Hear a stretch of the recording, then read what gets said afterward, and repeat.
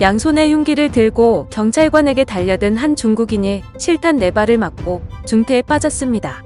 이 외에도 중국인 불법 체류자들의 범죄가 잇따르고 있어 네티즌들의 공분이 이어졌습니다.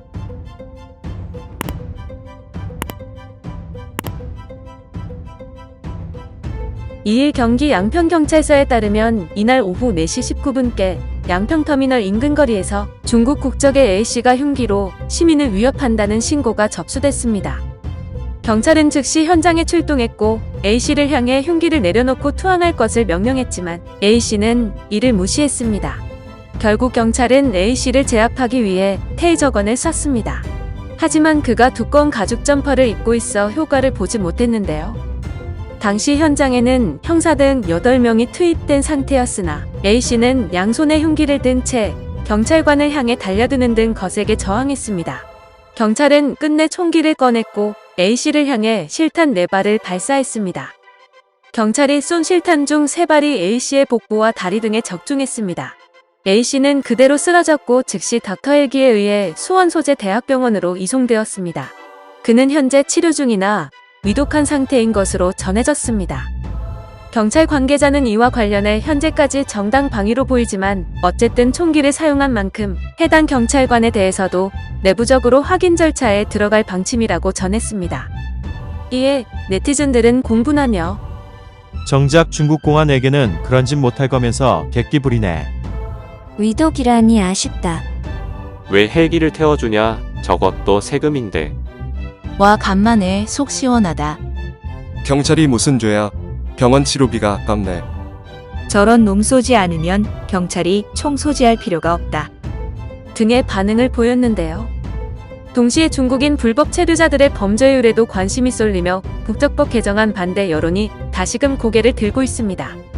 지난달 31일에는 중국인 불법 체류자 B씨가 경찰관을 자동차에 매달고 주행한 사건이 보도되었습니다.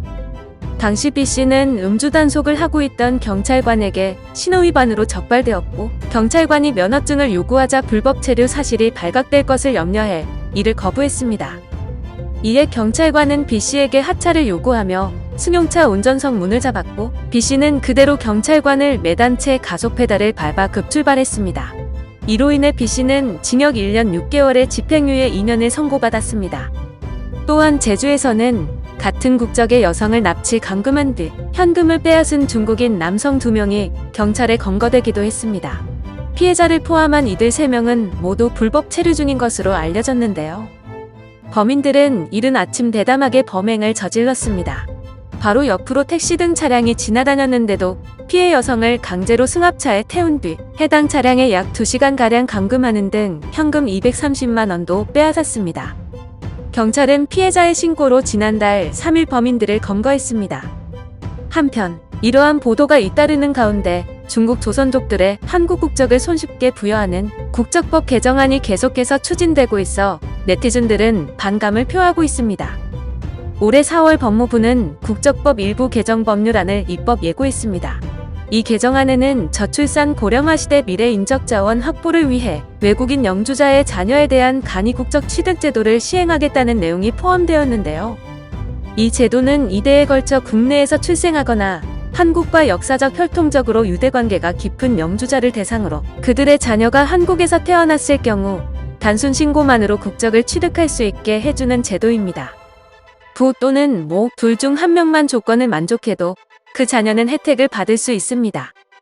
그러나 해당 제도로 인해 대한민국 국적을 얻게 될 대상자 중 95%가 중국 대륙 출신자라는 소식이 전해지면서 큰 반발이 일었습니다. 특히 개정안이 시행될 경우 화교 출신의 자녀들이 국적을 취득한 후 만 18세가 되면 한국인으로서 대통령 선거 및 국회의원 선거 등에 참여할 권리를 가지게 되어 본격적인 참정권을 행사하게 됩니다. 네티즌들은 조선족들이 자신들을 한국의 민족이 아닌 중국을 구성하는 소수민족인 조선족으로 여긴다며 결국 중국인의 정체성을 가지고 있기 때문에 한국 사회와 섞이지 않을 것이라는 우려를 보냈습니다. 청와대 국민청원에는 이러한 국적법 개정안을 반대하는 청원 글이 올라왔는데요. 해당 청원엔 31만 7천여 명이 동의했으며 청와대의 답변을 얻었습니다.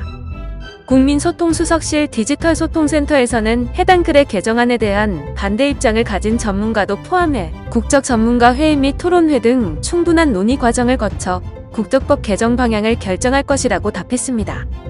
영상을 시청해주셔서 감사합니다. 여러분의 좋아요, 구독은 큰 힘이 됩니다. 지금까지 뉴스킹이었습니다.